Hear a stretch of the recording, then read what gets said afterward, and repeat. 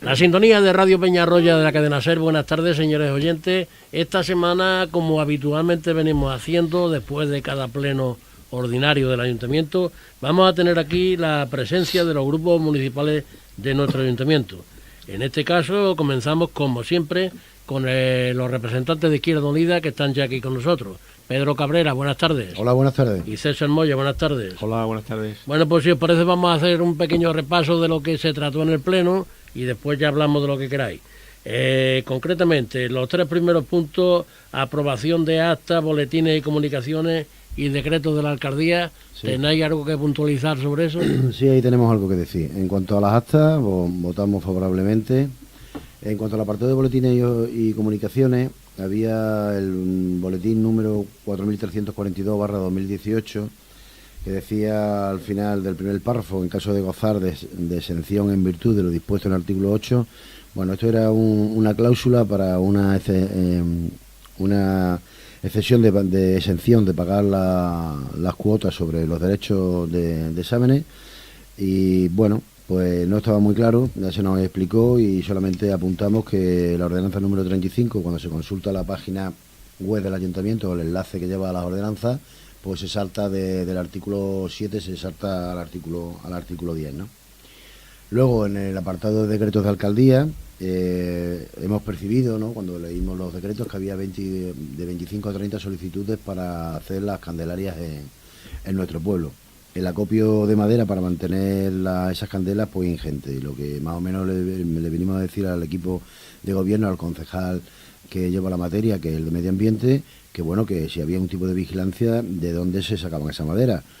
El Peñón, el monte bajo del Peñón, nos tememos, como hemos apreciado en algunas ocasiones, que se esquilma, y lo que hay que prevenir la cuestión esta y de dónde se da el acopio de madera. Por supuesto que mientras más candelaria haya, mejor, pero cuidadito. Y no esperar a la denuncia, como dijo el alcalde, hay que prevenir antes de que alguien denuncie, ¿no? Exactamente, antes de que denuncie. Él nos dijo, el alcalde, que el tema del Peñón era propiedad privada, pero bueno, aunque sea propiedad privada, el ecosistema que tenemos aquí en el Peñón, ¿no? Claro. Y por lo tanto yo creo que hay que vigilarlo. No hubo ninguna contestación por parte del concejal de medio ambiente, por lo tanto entendemos que no había ningún problema y ya está, ¿no? Y esperemos que se esté disfrutando de las candelerías, aunque la verdad es que hace un poco de frío, ¿no? Habrá que echar ahí combustible, porque ayer luego hacía un frío que no vean. También observamos, dentro de lo que son los decretos, que se ha nombrado por parte de la alcaldía un nuevo subinspector de la policía local. Dada la resolución favorable de solicitud de jubilación de don Virginio Muñoz a favor de don Enrique Javier Castillo, en virtud de la cualificación que esta persona, que este agente de la Policía Municipal, pues acredita. Y bueno, pues hacía falta, ya que se había iniciado el proceso de jubilación, como dimos, de don Virginio, y este hombre lo hace de manera provisional. Le dijimos al señor alcalde que bueno, que si se había iniciado ya el proceso para hacerlo fijo. Nos dijo que no, y bueno, también pues le dimos enhorabuena a don Enrique Javier Castillo, que ha sido el nuevo subinspector en carácter en funciones de la policía local de Peñarroya, Pueblo Nuevo. Luego había otro decreto que se refería en concepto que había una obligación de pago a nombre de José Ignacio Ruiz de Alda Sánchez Mejía, que está domiciliado en Oviedo, donde consta en el detalle de liquidación certificado urbanístico en el polígono Antolín, que en las parcelas 19, 20 y 21, que queríamos saber a qué se refiere. Entonces también habíamos visto que se refería a una empresa de placas fotovoltaicas, y nos ha dicho, el alcalde nos dijo que sí, que ciertamente era para eso. Nosotros lo que queríamos esclarecer en el decreto a qué se refería, y bueno, si nos quedó claro. Luego había otro sobre la contratación de don Luis Alfonso Moreno Gutiérrez como agente dinamizador del centro de Guadalinfo. Le preguntamos que si era la misma persona que ya estaba el año pasado, y se nos dijo que sí. Y sobre decretos, actas y boletines, eso fue todo, por nuestra parte. Bien, pues nos vamos entonces al acuerdo marco del personal funcionario del ayuntamiento. Bueno, lo único que se ha negociado, porque al fin y al cabo era un corta y pega, ¿no?, de otro acuerdo marco. Lo que sí se ha negociado en este acuerdo marco es el tema de la nocturnidad de la policía local de Peñarroya Pueblo Nuevo, de lo cual nos alegramos que se haya llegado a un acuerdo, ¿no?, ya que se llevan varias décadas reivindicando. A referencia también, porque salió no sé en qué parte del pleno que se van a cubrir 2 plazas de policía local, pero luego se va a ampliar a ¿cuántas? A 8 más. A 8 más, es decir, que serían 10 plazas para mediados de 2020. Del 2020. Pues lo que hicimos también en cuanto al acuerdo marco, pues teníamos una serie de referencias, por ejemplo, en el capítulo número 1 de disposiciones generales, en el artículo cuarto, dice que el presente acuerdo, este acuerdo entrará en vigor el día siguiente de su publicación en el Boletín Oficial de la provincia, previa aprobación por el Pleno Municipal, y tendrá efecto normativo desde el 3 de octubre de 2018 y una duración de 4 años con una revisión cada 2 años. La pregunta era que por qué se trae ahora. Entendemos que el acuerdo tenía carácter restrictivo y efectivamente se ha traído hasta ahora porque empezaron las negociaciones en esa fecha, y entonces con carácter retroactivo pues sirve este tipo de acuerdo. Dijimos, bueno, una de las causas que nos movió también para aprobar este acuerdo marco es que en este apartado, por ejemplo, según el informe, hay un informe favorable, tanto el informe favorable de intervención, que se podrá llevar efecto estos pagos porque hay una partida, ¿no? Una partida presupuestaria que puede cubrir esto, y bueno, también el informe favorable de Secretaría y de los servicios jurídicos, que emiten una opinión, que no un asesoramiento legal perceptivo, porque eso es competencia de lo que es la Secretaría de este ayuntamiento, y bueno, como era todo favorable, pues adelante. También hicimos hincapié también en el capítulo primero, en disposiciones generales, en el artículo 6, con referencia a las retribuciones, una cosa que se había quedado encima de la mesa en este acuerdo con la policía local, que era el tema de la turnicidad.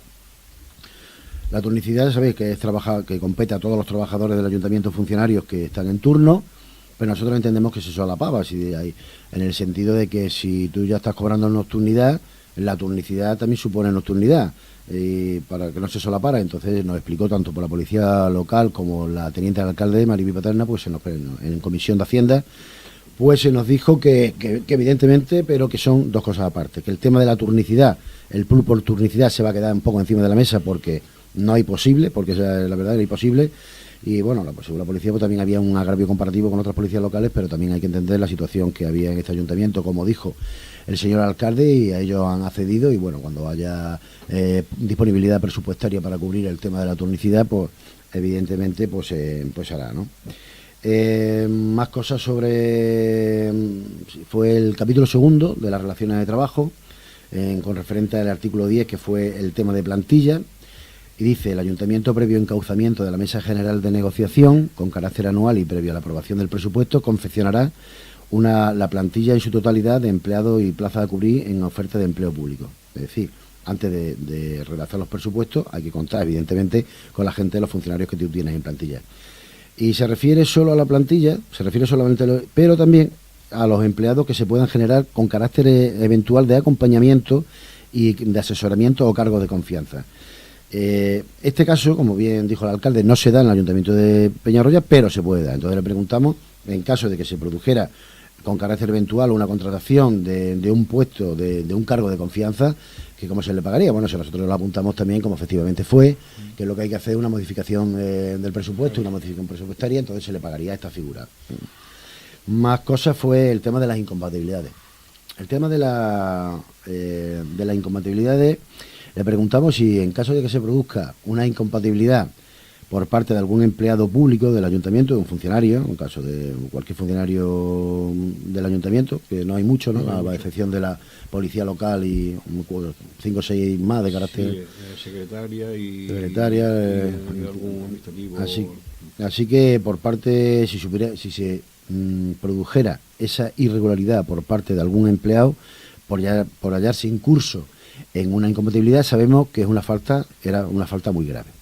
Entonces, revisando el acuerdo marco, llegamos al artículo 69N, lo recoge la relación de falta muy grave, y el artículo 70 establece una sanción de suspensión de funciones, suspensión de sueldo desde 3 años y un día hasta 6 años, inclusive también el despido o separación del servicio. En el artículo 73 dice que estas faltas prescriben a los 3 años. La pregunta que hicimos nosotros, que si la sanción que impone el alcalde o la alcaldesa, en este tipo de casos, en virtud de incoado, es decir, en virtud de iniciado una vez el expediente, se hace directamente o hay un apercibimiento antes, ya que la gravedad de la sanción es bastante grande, ¿no? Y entonces se nos dijo que eso se apercibe las faltas leves o muy leves o de carácter medio, pero de carácter muy grave se le aplica la sanción directamente. Y luego el artículo 14, para terminar, sobre el conocimiento de la contratación, dice que el ayuntamiento queda obligado en cualquier momento de notificar cualquier contratación definitiva y eventual a lo que es a las secciones sindicales del ayuntamiento, y nosotros preguntamos que por qué no se podía hacer extensible estas contrataciones, el conocimiento de estas contrataciones a los grupos políticos que además tienen la responsabilidad, ¿no? Que tenía la responsabilidad de aprobar en pleno este artículo de este acuerdo marco, por lo que se nos dijo que no habría ningún tipo de problema para notificar las contrataciones, además de a las centrales, a las representantes sindicales, a los demás grupos del ayuntamiento. Bien, pues nos vamos a otro tema concreto, que es un reconocimiento por el pleno a 2 policías locales de este ayuntamiento. Esto es una propuesta que hizo el grupo Unión Democrática Peñarriblense de UDPN, y bueno, la verdad es que solo nos quedó, una vez leída por parte de su portavoz la exposición de motivos, pues felicitar a los 2 agentes que se proponían para el reconocimiento, que eran a don Juan Barragán y a don Rafael Alcántara, que en cumplimiento eficiente, ¿no?, de su deber propiciaron a este ciudadano el auxilio, porque fue un ciudadano que estaba en peligro. Propiciaron a este ciudadano el auxilio que requería de forma inmediata, y también el reconocimiento a los guardias civiles que escoltaron a los dispositivos de cuidados críticos hasta el hospital, hasta el centro hospitalario, al igual que a los bomberos que se presentaron en el domicilio donde no hizo falta su ayuda, ¿no?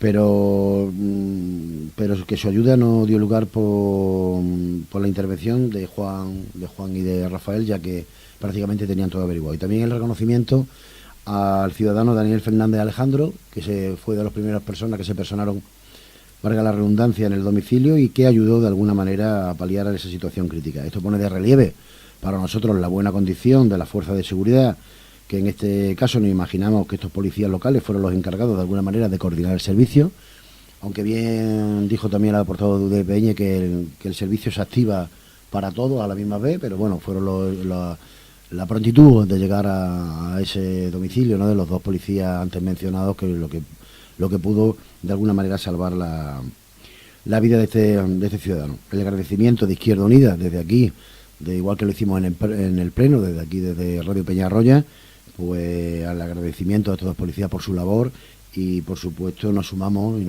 a ese reconocimiento, yo creo que justo, ¿no?, a estos 2 policías locales, más los que a las personas que intervinieron, guardias civiles, y a la persona y al ciudadano que también estuvo pendiente, ¿no? Bueno, pues vamos también a la aprobación del Plan de Acción para el Clima y la Energía Sostenible. Bien, no sabemos exactamente muy bien por qué se traía ahora. Nos imaginamos que es porque se van a poner en marcha el pacto que se acordó hace más de 2 años, porque es una cosa que ya apareció en pleno, una aprobación yo creo que se aprobó, ¿no? Fecha ya en el 2016, que va a poner en marcha el pacto que se acordó hace más de 2 años de reducir las emisiones del CO2 a un 40% de aquí al año 2030, a través de la mejora de la eficiencia energética y un mayor uso de la energía renovable. Relacionado con el tema de la reducción de carbono, apareció una noticia en prensa que se titulaba de la siguiente forma. Entonces nosotros dimos noticia de una investigación, además llevada a cabo por César, que bueno, que había aparecido un artículo que decía que lluvia de millones, lo leo literalmente, lluvia de millones para entidades locales que promuevan una economía baja en carbono. Pues nos preocupamos, ¿no? Venía a decir que el Consejo de Ministros, a propuesta del Ministerio de Transición Ecológica, ha aprobado un Real Decreto para aumentar hasta 400 millones de euros el presupuesto destinado al programa operativo FEDER, que con carácter pluriregional, que ahora se llama POPE, 2014-2020, a la promoción de una economía baja en carbono. Este programa pues regula la concesión de ayudas para impulsar los proyectos de eficiencia energética, la movilidad sostenible o el uso de energías renovables en entidades locales que no tengan un mayor número de 20.000 habitantes. Hubo una primera línea de apoyo aprobada mediante decreto que fue el 616/2017, con presupuesto de más de 336 millones de euros para ampliar su dotación confinanciada con fondos FEDER. Dada su buena aceptación y el cumplimiento de los objetivos del programa, el Consejo de Ministros modifica el decreto que he mencionado anteriormente y dota con más de 480 millones al nuevo, donde se reconoce el nuevo Real Decreto. Asimismo, se han simplificado también los trámites y se amplía el plazo de convocatoria hasta el 30 de junio de 2019, de este año. Por la modificación que realizó la Comisión Europea, que fusiona todos los programas en uno, que ya como he mencionado antes, recibe el nombre de POPE. Pueden presentar proyectos pues municipios y agrupaciones locales, como he dicho anteriormente, menores de 20.000 habitantes. Se pueden además subvencionar estos proyectos con financiación del 50 al 85%. Preguntamos si este ayuntamiento pues conoce la noticia y si se van a presentar proyectos de energías renovables para producir energía eléctrica o cualquier tipo de iniciativa relacionada que suponga acceder a esta ayuda. Una de las líneas utilizadas este momento es para la energía fotovoltaica. Esperemos que este hombre que está ahí en las parcelas pues pueda acogerse a este tipo de subvenciones, ¿no? Para autoconsumo, ¿no? Para autoconsumo dentro de un nuevo marco normativo. Vamos a montar. Nosotros le dijimos que por qué no montábamos un parque eólico o algo de cierta envergadura, porque ya nos dijo que conocían este acuerdo. Que habían hecho un tema de luminaria hace un par de años, pero claro, esto va un poco más allá al unirse los dos tipos de ayudas y a ser ahora de carácter más general. Entonces lo que pretendíamos es que se acojan proyectos de más envergadura, no solamente proyectos luminarias. Estamos hablando de una transformación ecológica, ¿no?, del país, y en este caso de nuestro municipio. Y bueno, yo creo que tenemos que ir a unos máximos, ¿no? No solamente quedarnos en la energía que hay, sino, como dice mi compañero, ¿no?, energía eólica, energía termosolar, energía térmica. Dentro del proyecto que nunca se hizo de la reindustrialización del Guadiato, pues se podía empezar por ahí. Claro. Yo siempre me acuerdo, se lo dije en pleno, que me acuerdo cuando el ministro Moratín nos vino y decía que iba a empezar la tercera revolución industrial aquí en el Guadiato y en Peñarroya, porque se iban a montar una cantidad de parques eólicos, fotovoltaicos, que iba a dar miedo y todo. Bueno, todavía lo estamos esperando. Porque no creemos, ¿no? Yo no creo que sea Enresa la que va a invertir en energía renovable en nuestra comarca a modo de indemnización por la basura radiactiva que nos está metiendo, ¿no? No creo yo. Bueno, que pudiera ser, ¿no? Sí, pero que podía, ojalá. Pero que, por ejemplo, hay proyectos que ya están en vigor, que a lo mejor con un leve toque se podrían adaptar, por ejemplo, a la obra del ayuntamiento. Se podría construir en su cubierta un parque solar en el cual se autogestione energéticamente el ayuntamiento. Por ejemplo, estamos a tiempo, estamos por los cimientos, es cuestión de modificar a lo mejor el proyecto. Cosas como esas son las que hacen realidad estos proyectos. Yo no sé si cuando se refirió el señor alcalde porque sería la primera parte del Real Decreto, cuando se refirió a lo que tú has dicho, lo que tú has apuntado sobre la reposición de luminaria, sí. No sé el montante que era, no sé si dijo 300.000 euros. Sí, yo en torno a 300.000 euros creo que. Bueno, no sé cuántas poblaciones lo habrán pedido, me imagino que los 480 millones de euros será para repartir en toda la gente que requiera ese tipo de ayuda, pero que, bueno, nosotros teníamos que ser pioneros en el tema ese y, bueno, y compensar un poco, ¿no? Porque ya digo, no creo que Enresa nos vaya a reconvertir, ¿no? Y allí se pale de alguna manera así nos indemnice. ¿Tú crees que sí, César? No, yo creo que ¿no? Vamos a seguir intentándolo nosotros por todos los medios. Pues sí, porque me parece a mí. Bueno, vamos a una moción del SATSE sobre la atención sanitaria. Esta es una moción que se presentó conjuntamente por todos los grupos políticos, la propuso el alcalde. Pero SATSE ya nos escribió a todos los grupos políticos para ver si podíamos hacer una moción individual para reivindicar lo que se reivindica. Nosotros, como todos estábamos de acuerdo, no había ningún problema, pues la presentó Alcaldía y, bueno, fundamentalmente pues reclamar al gobierno una dotación adecuada de enfermeras o enfermeros en todos los centros sanitarios y sociosanitarios, pues con el objetivo de que el gobierno asegure una ratio de enfermeras pacientes que garantice una atención segura y de calidad, por lo que se pretende que el Congreso debata una iniciativa legislativa popular en base a la igualdad y a la equidad en las diferentes comunidades autónomas y provincias, porque sabemos que ya no funciona de la misma manera, ya que ahora no lo es y hoy prima, como sabemos todos, los intereses y los recortes, los intereses económicos, antes que la atención directa al ciudadano. Que mejorar, de alguna manera, esa atención directa y que mejorar la calidad y seguridad, la atención sanitaria que reciben. Algo que contradice de alguna manera la Constitución en su artículo 43, que proclama el derecho a la salud de todos y todas sin ningún tipo de discriminación, independientemente ya en el mismo país que haya discriminación en diferentes comunidades autónomas. Pues ya es lo último, ¿no? Si vas a la ratio de enfermeras, entendemos que hay más riesgos de mortandad, además de incrementar los costes por el aumento de las estancias hospitalarias de las personas, ya que no han sido atendidas, ¿no? Y ahí se quedó todo. Nosotros aprobamos conjuntamente con el resto de los partidos políticos esta cuestión. Por lo tanto, he salido adelante. Bien, pues entonces vamos al apartado de ruegos y preguntas. Pues sí, en el tema de ruego y preguntas, yo tenía algunas preguntas y algún ruego. La primera es que hay unos ciudadanos de una calle en Peñarroya, la calle Maldonado, que nos hicieron llegar su malestar por el deterioro de citada calle, que se encuentra en un estado lamentable, y entonces, bueno, pues parece que habían pedido al señor alcalde varias veces una reunión con ellos para exponerle el caso y no se le había dado. La pregunta era que si se iba a reunir con ellos y si había algún plan previsto para esta calle. Bueno, se contestó que él se reunía con todo el mundo, que si no se ha reunido es porque no se le ha pedido, y que en cuanto a alguna actuación, pues que le llegará como a otras calles, que hay muchas y que bueno, que ya le llegará en su tiempo. Por otra parte, también hicimos otra pregunta en la variedad del Cerro, en concreto en el colegio Aurelio Sánchez, de algunas madres y de alumnos y algún vecino, que nos decían que había una arqueta sin tapadera en las inmediaciones de la casa del guarda del colegio, y que bueno, que podía afectar a algún niño que pasaba por allí, y ahora con el miedo que hay a los pozos y demás, pues sería conveniente darle una solución y cerrarla, ¿no? Después también pedimos información sobre, porque no lo sabemos, sobre el edificio del casino. Es un edificio de una gran envergadura y no sabemos si, o por lo menos este grupo no sabe si está al corriente del pago del IBI o no, ¿no?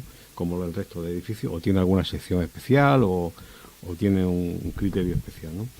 Y después pues nos pasamos a una pregunta que llevó la plataforma. Bueno, acabo y luego seguimos con la plataforma, ¿vale? Sí, perdón. Ahí también hace un año, en el pleno del 25 de enero concretamente, nuestro grupo de Izquierda Unida propuso darnos la enhorabuena a todos por haberse iniciado el expediente que intentaba catalogar al cerco como bien de interés cultural, que hoy se ha conseguido. Además, pues también de edificios en el casco urbano, edificios tanto públicos como privados, en el sentido de que sus propietarios pues deberían conservarlo, mantenerlo y custodiarlo. Preguntamos por el edificio de la estación de La Estrecha y por diferentes mociones presentadas y por el interés, además, que siempre en la anterior legislatura tuvieron la Asociación de Vecinos de La Estrecha, que hoy no es tanta, y queríamos saber en qué situación estaba el tema de este edificio. Sabemos que ya está protegido, que es obligación del propietario que lo tiene privado de mejorarlo, y si no mejora, nosotros ya hemos hecho muchas propuestas de lo que se debe hacer con ese edificio, que es parte del patrimonio. A mí me parece muy interesante del patrimonio industrial de Peñarroya, en cuanto a la funcionalidad que sí se le puede dar, porque tenemos el tema de la vía verde, tenemos una oficina de turismo que no estuviera tan lejana de lo que es el centro urbano. En fin, ahí se quedó y nos contestó, bueno, que eso estaba ahí en trámite, ¿no? Que seguía en trámite, no sé, pero si ahora en elecciones volverá otra vez a moverse, y no sé, el caso. Pero el caso que ahí se empezó un proceso, me parece, judicial, del que no sabemos absolutamente nada, y bueno, y ya no hay tanto interés, parece, por el edificio por parte de los vecinos, que han dejado de tener interés sobre este edificio. También, pero sí el nuestro, claro, nosotros vamos a seguir teniendo interés por el edificio. También en ese pleno hicimos una propuesta que llevamos también dentro de nuestro programa electoral de hace 4 años, que seguramente se repetirá en el programa electoral que estamos convencionando, que era la elaboración de un plan director para el cerco industrial. Un plan director de patrimonio industrial consensuado por los partidos políticos, con las asociaciones patrimoniales y de vecinos, con ayuda de expertos también pues en arquitectura, de historia del arte y también, ¿por qué no?, de urbanismo. Pensamos que es fundamental hacer una planificación de las propiedades a recuperar, saber lo que quieres recuperar a lo largo de la próxima década, por lo menos, en consecuencia con las ayudas del 1% cultural y las líneas de ayuda europea, más lo que pudiera aportar este ayuntamiento. Una vez hecha esta planificación, que debería ser la planificación de todos los agentes que he mencionado anteriormente, no solamente del equipo de gobierno de turno. Pues una vez hecha esta planificación de lo que quieras recuperar, de los edificios más emblemáticos que tú quieras recuperar o que se puedan recuperar, porque evidentemente hay un gran deterioro de algunos que eran recuperables hace 15 años y que ahora evidentemente no lo son. Una vez hecha esta planificación, fortalecer o reinventar algo que se perdió. Yo creo que tuvimos más que un par de reuniones o tres, que fue la Comisión de Patrimonio, con personas ligadas a nuestro patrimonio minero, ferroviario, a la concejala de Cultura, al alcalde, a miembros de asociaciones culturales y un representante de cada grupo político, cuya intención sería pues velar por ese plan director, por esa línea que se traza para recuperar los edificios más emblemáticos que todavía son recuperables. Y ya digo, esta comisión pues de patrimonio pues estaría para velar eso, para velar por el plan director y desarrollar un programa de difusión. Este grupo de Izquierda Unida propuso intervenir en los edificios más emblemáticos donde sea posible, como he dicho anteriormente, la intervención. Para nosotros particularmente el edificio del almacén central, y bueno, y crear un centro de interpretación como prioritario dentro de bien del cerco o bien pues alguna de las casetas, ¿no?, que hay en el cerco, o la misma esta de la vía, ¿no? En otra orden de cosas, y nos volvemos a reiterar, preguntamos por el rendimiento de lo que fue el rendimiento del Centro de Poesía Visual.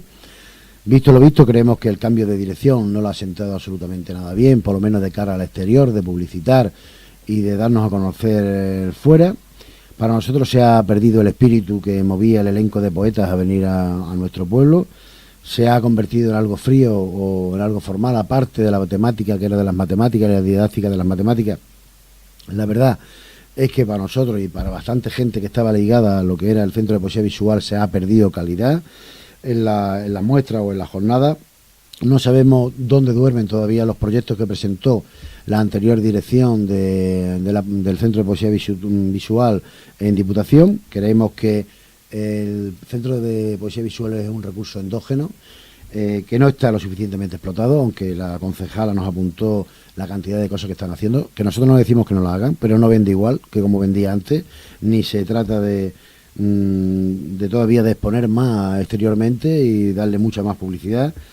Pues creemos que no está suficientemente explotado, dada su singularidad, de que albergamos el único centro de poesía visual que hay en España y que da la razón a ese estudio que tenemos que tocar de aquí en adelante, que ese estudio que alerta del déficit de gestión y carencias sociales de tanto de Peñarroya como de otro municipio que creo que es el de Baena, pero me refiero al de Peñarroya, donde se habla de la gran carencia de expectativas de ocio y culturales, entre otras muchas cosas. Nosotros no sé si se ha recogido o se llevó el tema de poesía visual a lo que ha sido Fitur.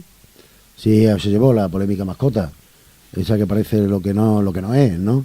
Y también, bueno, desde aquí también a felicitarlo por el vídeo de turístico del pueblo, que está muy bien, pero el tema de Fitur no creo, o por lo menos tengo el desconocimiento, o no se nos ha informado, de que el tema del Centro de Poesía Visual no se ha llevado allí como un atractivo más turístico y de índole cultural que tenemos aquí en Peñarroya. Y único, ¿no? Porque, como sabemos, es el único centro de poesía visual. Y ya le digo, la concejala, ¿no?, pues dijo la cantidad de cosas que estamos haciendo con colegios, seguimos pensando que no está bien explotado. Y bueno, y la pregunta básica, que había perdido calidad con la nueva dirección, y vamos, que nos mantenemos y nos reiteramos en la cuestión, porque entendemos que un director que no sea ni de aquí, que esté en Zaragoza, que quiere dirigir un centro que es el único de España y que no es solamente, yo creo que va más allá de las actividades que se pueden hacer en el colegio, que está perfectamente bien, porque así se divulga lo que tenemos aquí en nuestro pueblo entre la masa educativa, o entre la comunidad educativa, perdón, de Peñarroya Pueblo Nuevo, a partir de los colegios, asociaciones de padres, etcétera. Pero creemos que le falta un poquito de empuje. Ya volvemos a incidir que es un unicum en nuestro pueblo. Pues sí, ya compañero Pedro, vamos a dejar también, vamos a retomar el tema de la plataforma, que también es interesante, con la pregunta mía, por eso lo dejamos para lo último. Bueno, pues la mesa de trabajo creada por la plataforma presentó un escrito al ayuntamiento con una serie de demandas y lo quería hacer articulado en la propuesta que hizo Izquierda Unida para la reglamentación de los plenos, que es en la participación de las asociaciones y colectivos en los plenos. Entonces nosotros hubo una primera pregunta que se le hicimos al alcalde, que era que por qué no había entrado en el orden del día esta pregunta, si se debía a criterios de defecto de forma o a criterio propio del alcalde, porque creemos que si queremos hacer las cosas bien, pues no podemos poner trabas ni palos en las ruedas. Si hay algún punto que está mal, se subsana y ya está, pero que este artículo está hecho para transparencia de los plenos. Entonces, yo entiendo que se deben subsanar los problemas que pueda tener de percepción o de criterio este punto, y que las preguntas vayan a pleno, no que se haga el silencio y cuando llegue a la hora del pleno, pues no está la pregunta. Yo creo que hay que subsanarlo antes y darle valor a esta propuesta. Yo creo que la propuesta que presentamos es que o tiene doble interpretación. Yo veo que tiene más que una interpretación, pero claro, el alcalde lo que pasa es que como quien decide es una persona, pues el criterio que tiene es el que vale en ese momento, pero no es así. Pero no tiene por qué ser así, ¿no? Porque eso está aprobado, ¿no? Eso está aprobado y se debe valorar. Y si hay doble interpretación, pues se llega a un acuerdo y se le da la que tiene que tener, que es la que las asociaciones y colectivos puedan participar en los plenos.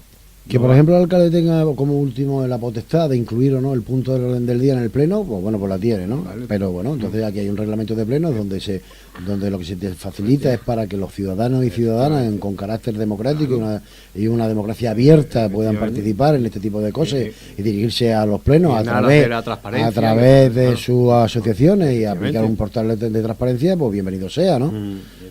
Muchas veces que parece que cuarta. También teníamos nosotros firmado, y como se aprobó en pleno, lo que también yo creo que una ordenanza, el tiempo de intervención en los plenos, pues yo no sé si al final vamos a tener que darle la razón a otro grupo político que se queja, porque la verdad es que tú no puedes limitar al resto de grupos y luego tener el alcalde pues toda la potestad de como si quiera hablar media hora. Yo creo que ahí la libertad de expresión se está coartando por parte del equipo de gobierno, y habría que revisar, y si no lo revisamos en breve, habría que revisar el tema de la intervención en los plenos. Yo no puedo estar 8 minutos hablando y tú puedes estar 38, porque yo no creo que sea ni mucho menos justo, o un doble turno de réplica, ¿no? Que también puede haber. Por eso digo que las cosas no se pueden dejar a criterio de una persona. O se hacen bien, y si están mal se regulan de otra manera, claro, o se llega a un diálogo y se hacen, pero que la finalidad es que vayan a pleno este tipo de propuestas. Pero la idea, la de la participación en los plenos, yo creo que es buena la idea, ¿no? Para que no se eternice un pleno, pero por parte de todos, no solamente por los grupos de la oposición, ¿no? Y de hecho se acogió y se aprobó sí, exactamente. De acuerdo. Bueno, estamos de acuerdo, ¿no? Y que nosotros lo aprobamos, eso estamos de acuerdo. Ahora, que las cosas muchas veces pues hay que retocarlas, reformarlas, eso como la Constitución, los que se empeñan en no cambiarla nunca, y los que estamos empeñados en que se cambie, ¿no? Todo es susceptible de mejorar, y nosotros no vamos a ponerle trabas a nada que mejore la situación de los plenos, esto claro. Bueno, pues las preguntas que presentaba la plataforma, pues bueno, pues son preguntas que ellos entienden que la mesa de trabajo necesita para seguir trabajando y seguir desarrollando su actividad, y son, paso a detallar, voy a leer la carta entera para que no quede ninguna duda de lo que se expuso, ¿no?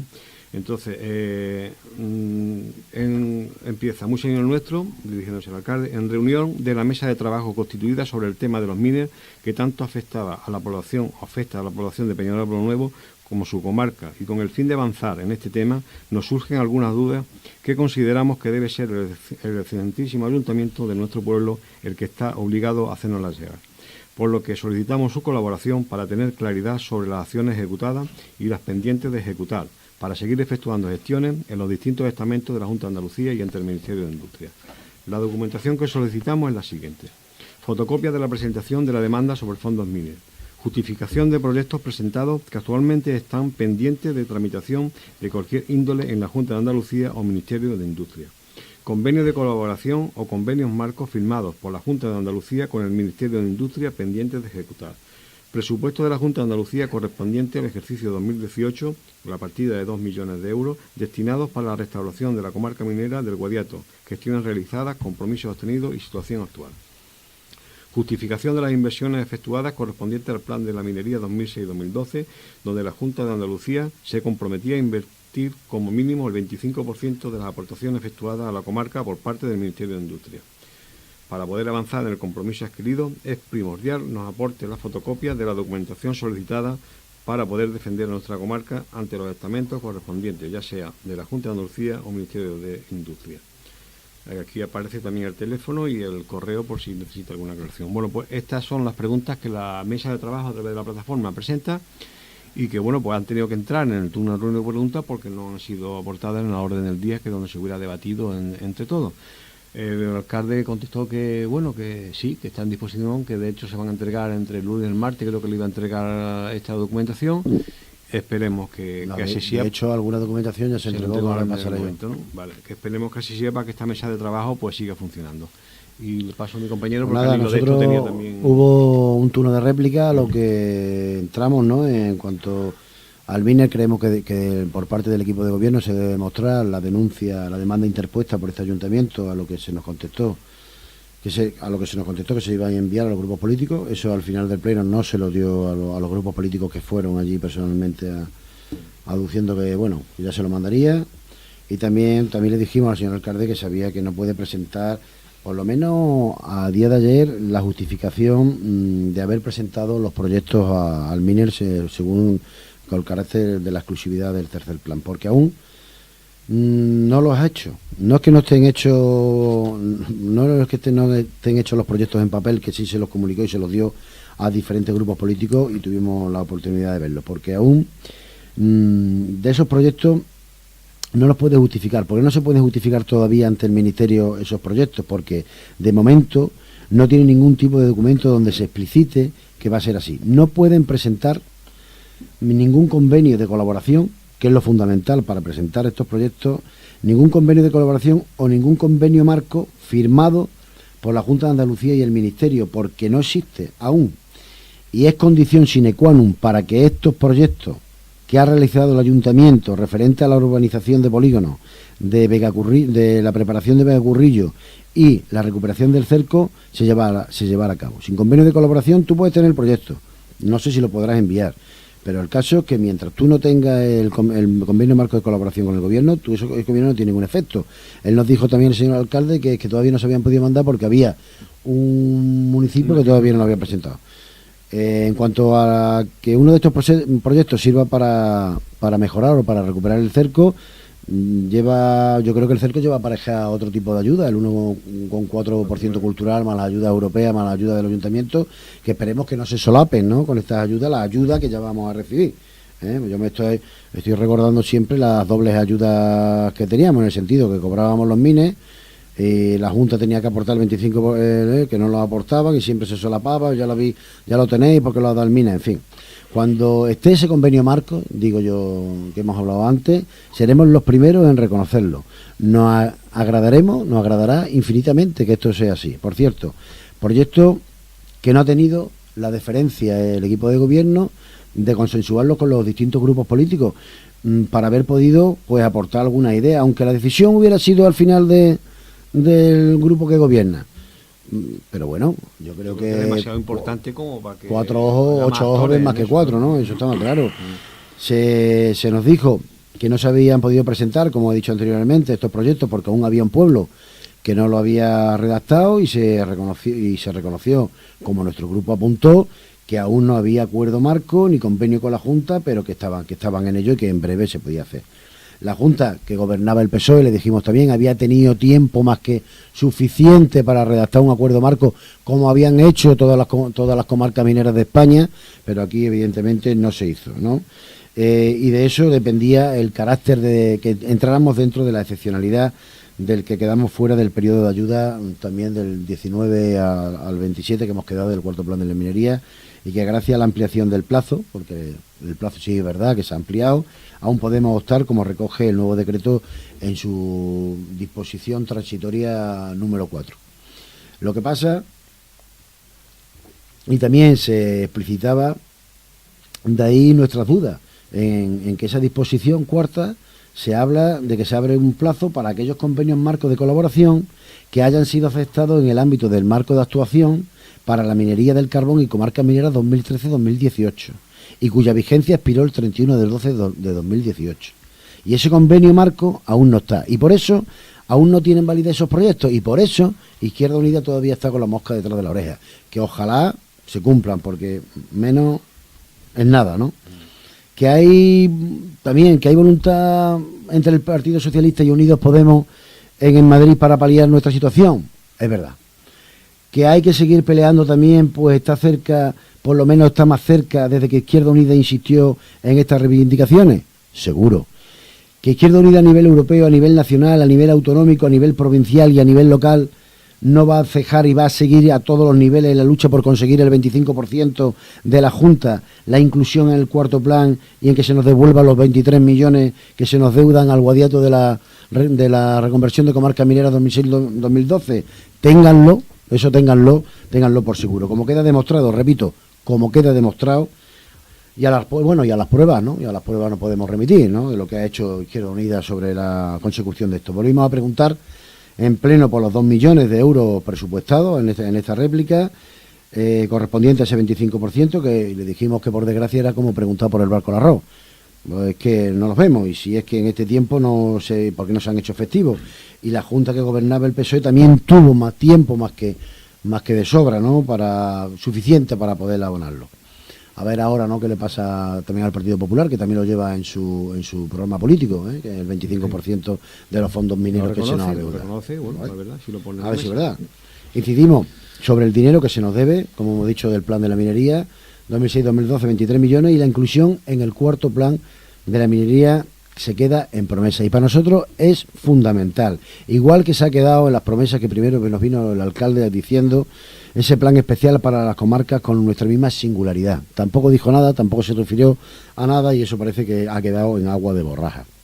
Se mantiene la exclusión de este plan por el gobierno, se nos ha mantenido la exclusión en el cuarto plan, se nos excluye también, como se hizo el PP anteriormente, se nos excluye por parte del Partido Socialista, donde se preveían y donde se prevén pues planes de empleo relacionados con la transición energética planteada por el gobierno, y nosotros nos han dejado fuera por la firma del gobierno con las principales centrales sindicales, como ha sido Comisiones Obreras, como ha sido UGT, como ha sido USO y como ha sido y Carbunión, que han sido los que han firmado con el gobierno para que nos excluyeran del cuarto plan de la minería, igual que del tercero.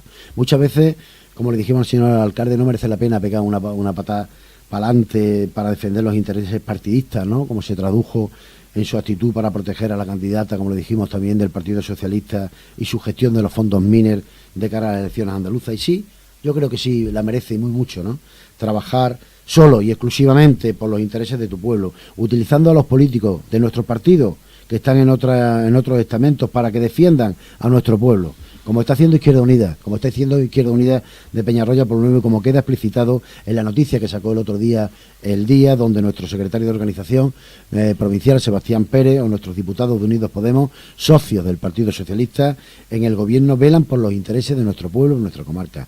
Y que nadie piense que estos proyectos que va a presentar el ayuntamiento, que engloban el esfuerzo de todo, aunque no se hayan consensuado, por ver cuál sería los más interesantes, y que parece que este equipo de gobierno quiere protagonizar él, si la más mínima ética política para nuestro partido, no son ninguna panacea, aunque menos es nada. Pero no son panacea, ¿por qué?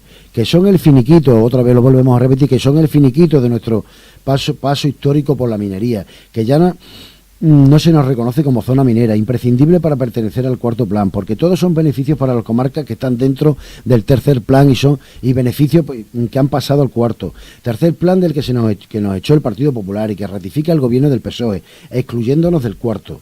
El tercer y cuarto plan son elementos planificadores de las políticas públicas de reorganización del sector. Y por eso no vamos a permitir, nosotros no debemos de permitir, ni el gobierno ni los grupos políticos de la oposición, no debemos permitir que se nos ignore. Por lo menos no con el consentimiento, con el consentimiento de Izquierda Unida de Peñarroya, desde luego que no. En aguantarse no está la solución. Dice, esto es lo que hay, cógelo si no tiene nada. No, en aguantarse no está la solución. En seguir peleando para que se nos incluya en el cuarto sí que está la solución. El equipo de gobierno, el que sea, en nuestro ayuntamiento, no debe nunca tirar la toalla y conformarse. Hay que seguir peleando porque nos incluyan en ese plan. Y por supuesto de esas ayudas. Ahí están los presupuestos, si lo habéis visto todos, ¿no? En prensa o en televisión, los presupuestos que nos tiene preparado el gobierno socialista para 2019. Otro varapalo y gordo para el Guadiato, con carencia absoluta de inversiones públicas o planes de reindustrialización que permitan crear empleo estable, que asienten a la población joven, que es la que se nos va de nuestro territorio. ¿Dónde están las partidas del gobierno del Partido Socialista para que nos abonen los fondos mineros de lo que se nos debe? ¿Dónde están? Bueno, sí, es decir, ahí están la ridiculez de partidas que ha concedido el gobierno del Partido Socialista para la reconversión de la Nacional Cuarta, que el dinero que nos ha dado prácticamente no entra ni para hacer un proyecto. ¿Dónde están las inversiones para poner en valor la vía Córdoba-Almorchón? Que sirva, como estamos cansados de decir, como corredor de progreso, que vertebre económicamente nuestra comarca.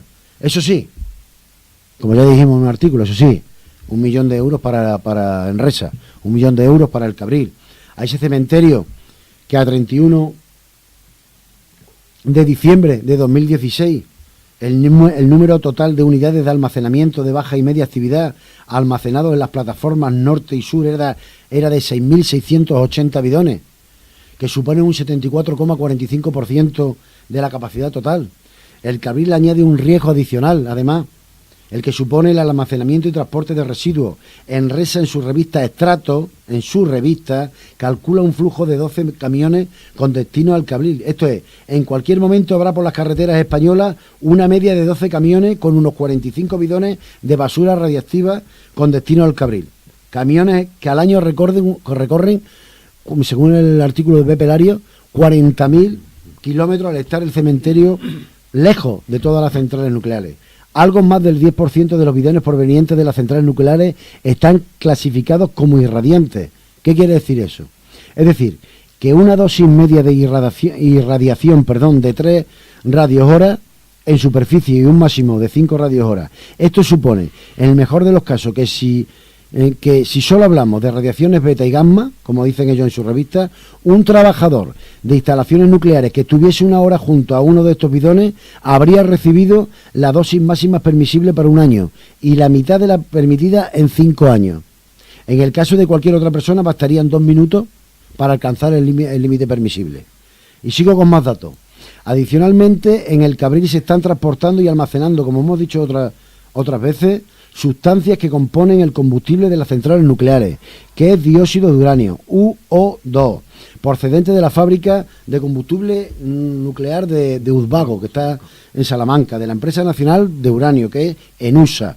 Según los informes del Consejo de Seguridad Nuclear, entre 2013 y 2016, ojo al dato, y eso no lo digo yo, lo dicen los informes del Consejo de Seguridad del Nuclear, entre 2013 y 2016 se han almacenado unos 600 kilos de uranio en forma de UO2, no recuperable, con destino a Enresa, al Cabril, a Córdoba, al Guadiato, procedente de la fábrica de combustible de Juzbago de Salamanca.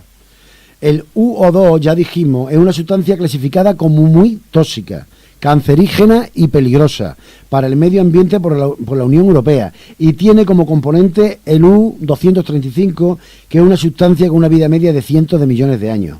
La base, ¿qué han hecho para poder almacenar este producto? ¿Cómo se lo han montado? Porque si era un cementerio de media y baja y estos son altas, ¿cómo lo han hecho? Pues verán, la base para este almacenamiento es el acuerdo del Consejo de Seguridad Nuclear ante el problema creado por la falta de almacenamiento de las fuentes radiactivas de los pararrayos radiactivos que contenían Ra-226 y Am-241.